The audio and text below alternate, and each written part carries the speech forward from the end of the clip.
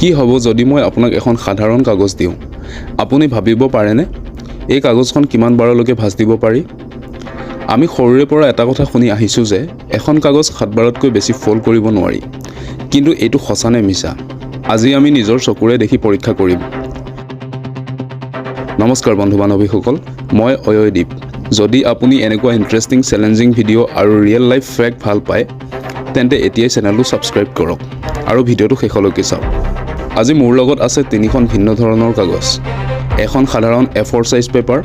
এখন art paper যিখন অলপ ডাঠ আৰু এখন নিউজ পেপাৰ প্ৰশ্নটো হ'ল কোনখন কাগজে আটাইতকৈ বেছি ফল্ড খহিব পাৰে প্ৰথমে আমি চেষ্টা কৰো A4 সাইজ পেপাৰ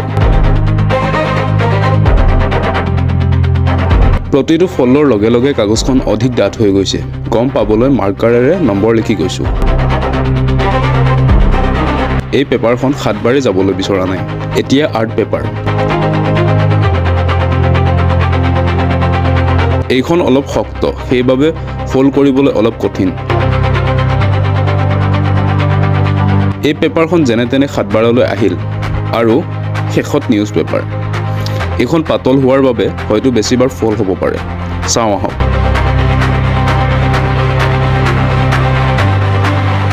এই পেপাৰখন 8 বাৰ গুচি গ'ল তেন্তে বন্ধু বান্ধৱীসকল 7 বাৰৰ ৰুলটো সম্পূৰ্ণ সঁচা নে মিছা আপোনাৰ মতে কোনখন কাগজ জিকিল আসলতে কাগজ কিমান বাৰ ফল্ড কৰিব পাৰিম সেয়া নিৰ্ভৰ কৰে কাগজৰ ডাঠত্ব আকাৰ আৰু ফল্ড কৰাৰ টেকনিকৰ ওপৰত মানে ঠিক পৰিস্থিতিত 7 বাৰৰ সীমা ভাঙিব পাৰি আপুনি এই এক্সপেৰিমেন্টটো ভাল পাইছেনে তেন্তে ভিডিওটো লাইক কৰক আৰু কমেন্টত লিখক আপুনি কোনখন কাগজে জিকিব বুলি ভাবিছিল এনে ধৰণৰ নতুন চ্যালেঞ্জ আৰু এক্সপেৰিমেন্টৰ বাবে চেনেলটো সাবস্ক্ৰাইব কৰিব নাপাহৰিব আমি লগ পাম পৰৱৰ্তী ভিডিওত ধন্যবাদ